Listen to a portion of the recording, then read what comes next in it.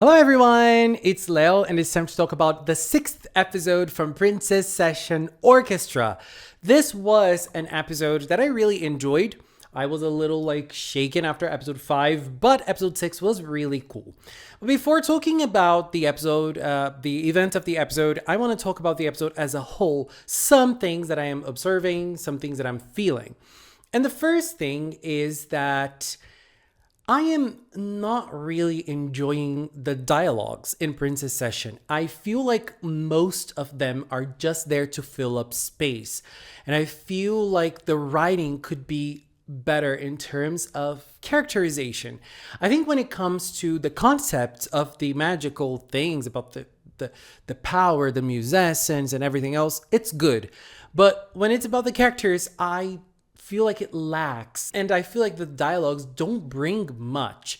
I really feel like most times they're just there to fill up space because the episode needs to have 20 something minutes. But still talking about this realm of characters, Nagase really steals the spotlight. She truly is the energy the Princess Session was needing. She is, to me, the main character of the show. I am loving Nagase's character, the energy that she brings, and I love that the dynamic of the trio has changed considerably with her in it. And I feel like Nagase's inclusion has brought a bigger shine to Kagari. I am loving their interactions. It is so nice. Oh my god, they're so cute. They're so cute. And unfortunately, Minamo,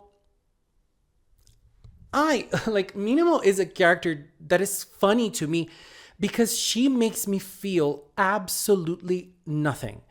I don't dislike her. I don't like her. I don't feel anything with her character. And now that we have the trio and we have the big personality that is Nagase and Kagari, who is a character who has a more distinct personality, I feel like Minamo is blending in too much. I feel like she is the neutral point between the two characters, but she is way too neutral.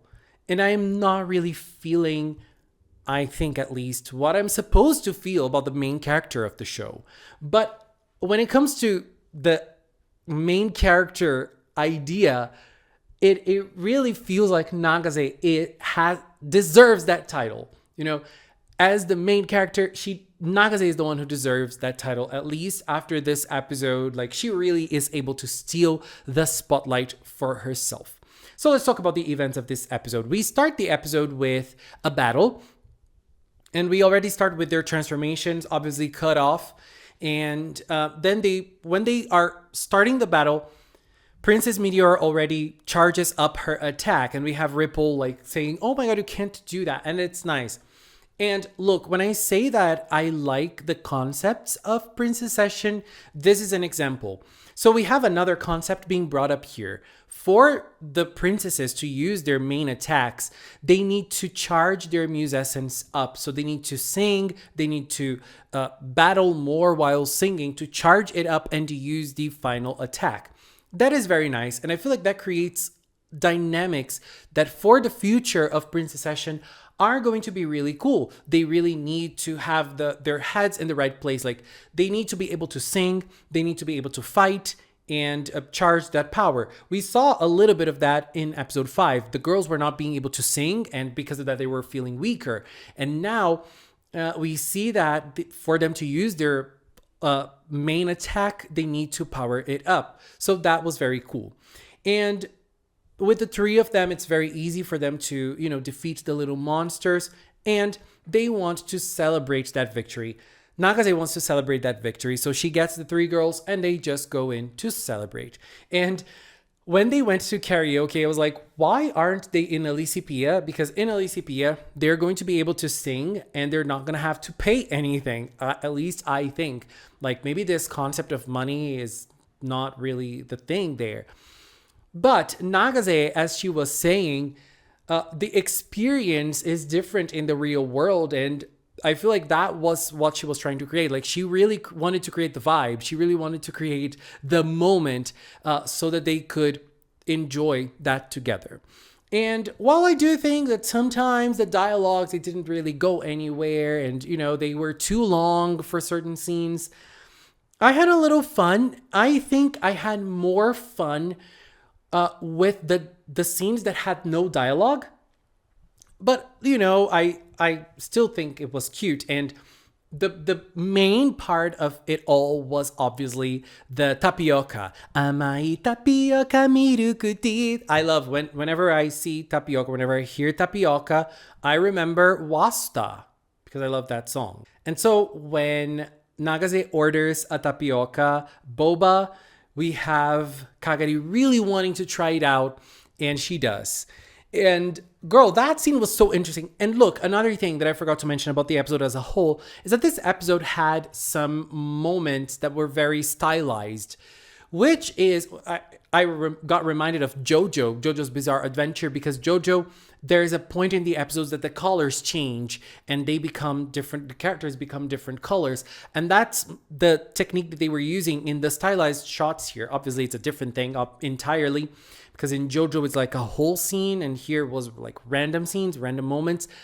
I really loved this, like this style that they used for this episode. It was really good. And as I said, I feel like the dialogues are not really there, but I'm kind of vibing with the trio now. And I love that Nagase was the one to create this dynamic between them. And while they were having fun here, we have Navi on Alicipia, and Navi was sad that he was not able to join them. And Alicipians cannot leave Alicipia. That is another concept that the show has brought, and he tries to leave, but he can't. That scene, I don't know if that is supposed to be important or not, but that scene brought a girl with like lilac hair, and there was such a focus on her, like the camera was on her for a while, which is different than the random characters that appeared.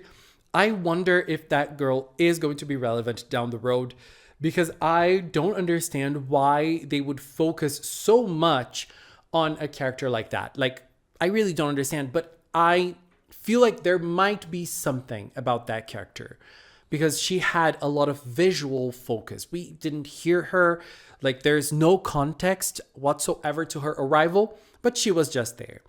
And then we have the villains, and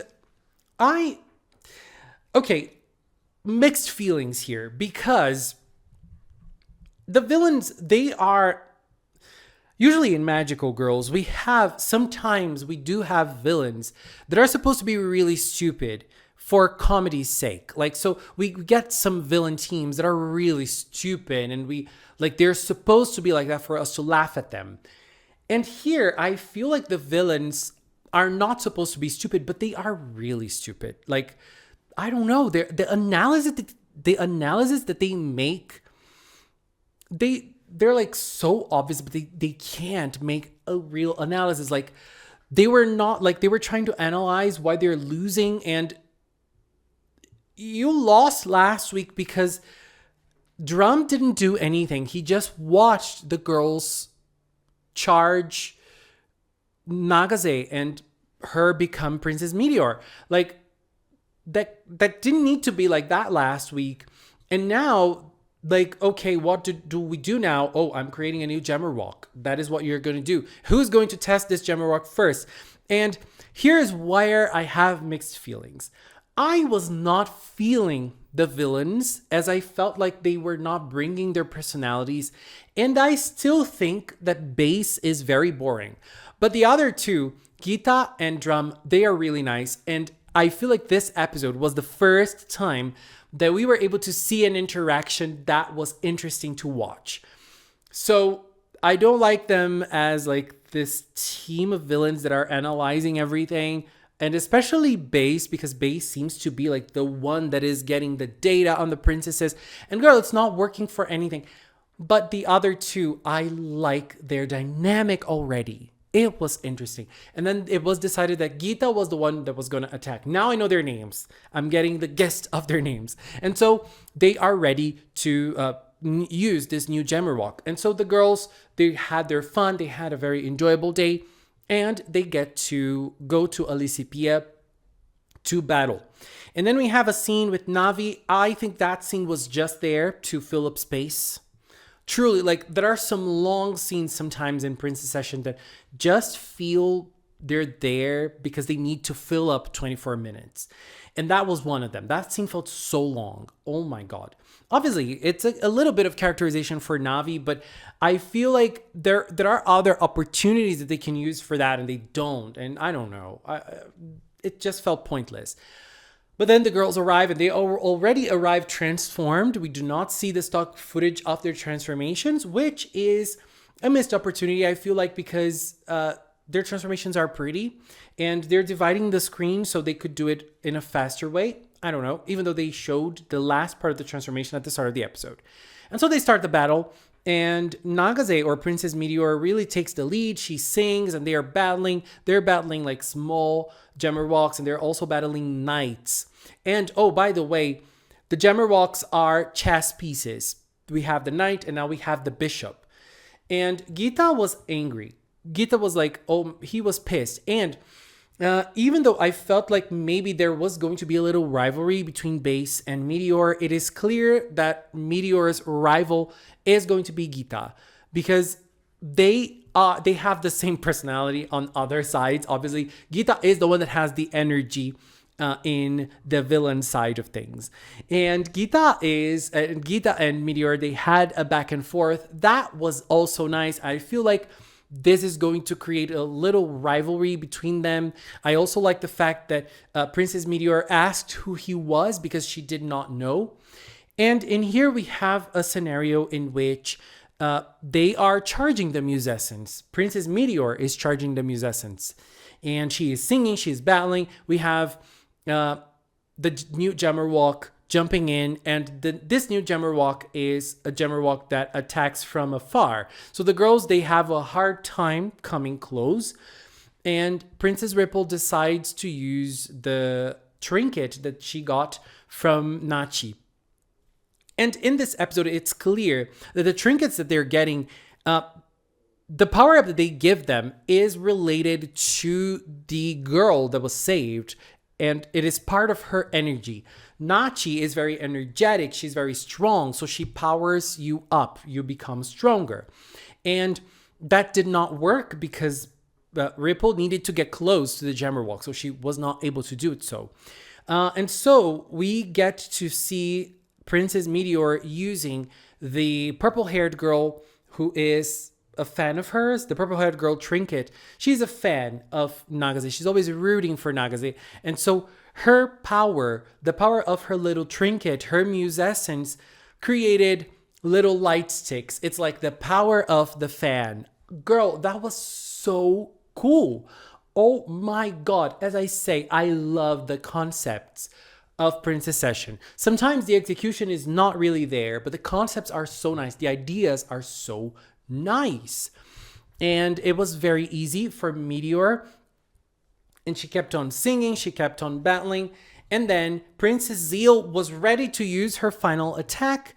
And then Meteor jumps in, and Meteor is the one to use the final attack in front of Zeal. I raise a question here because Zeal did not sing in this episode. We had a little bit of Ripple's song when she was using the Muse Essence from Nachi, but most of the time it was Meteor who was singing. So she was powering her Muse Essence. Would Zeal be able to use her final power based on what we saw at the start of the episode? Since she was battling, yes, but she was not singing. Would she be able to use her final power? Did she charge up her Muse Essence? Does she need to sing to charge her Muse Essence? Or does she just need to stay there battling? Like, how do you charge your Muse Essence up? I felt like you needed to sing a little bit before, but I don't know. And then at the end, Gita goes back and we have the girls talking. And it's interesting because in this episode, they acknowledged that both Ripple and Zeal did nothing in the battle. And Meteor was the one who did it all. I don't know if this is going to become a thing in the show, like maybe Ripple and Zeal thinking that they should be stronger and they should try harder, or if this was resolved already with Nagase's discourse at the end. Nagase just looked at them and said, I was only able to fight like this because I had you two powering me up. I had you two rooting for me. I had you two together with me. And I don't know. I like it because it's Nagase, but at the same time, it's weird. The little power imbalance, not the little, the big power imbalance that we have right now is kind of weird for Meteor to be way stronger than the other two. And I hope that this becomes a topic. Because if on the next episode, the three of them are equal in terms of power, and from now on, the three of them are equal, and this topic of Meteor being the strongest is not brought up again, it's just going to be very weird. I hope this keeps on being a trend and it makes the other two step up their game and try to find something to become stronger, just like Meteor is. Because if not, if from now on, their powers are like leveled and they are all like as strong as each other, it's just going to look weird. I really believe that this is going to be a topic from now on because it was a topic in this episode. So that's how I'm feeling. But we have to wait and see. And at the end of the episode, we have the villains just simply saying like, oh, this Jammer Walk did not work, but it's okay. We got data. We're going to create a next one. And that's it. Like that. It's that simple for them. It's that simple. Like, girl, step up your game. Just bring in base to fight them again, like physically. I mean, he's not going to be able to do that because Meteor is going to be there, but girl, what are you doing? Anyways, even though I had criticisms, I had fun with this episode, and I feel like this episode brought me back to Princess Session, which is something I was a little afraid that I would go straight after episode 5, but this one was good. I had a lot of fun. Anyways, babies, this was my view on episode 6 from Princess Session Orchestra. What are your thoughts? Please leave in the comment box. What did you think of that purple-haired girl? Ooh. Girl, that was weird. Anyways, this is it for now. I want to take this little time to thank the members of the Magical Cinnamon channel. If you're a member, thank you very much for being a member here on YouTube, on Patreon. If you support me on Throne as well, thank you very, very much. And if you've watched up to now, thank you so much as well. Thank you so much for watching, and until next time, bye-bye.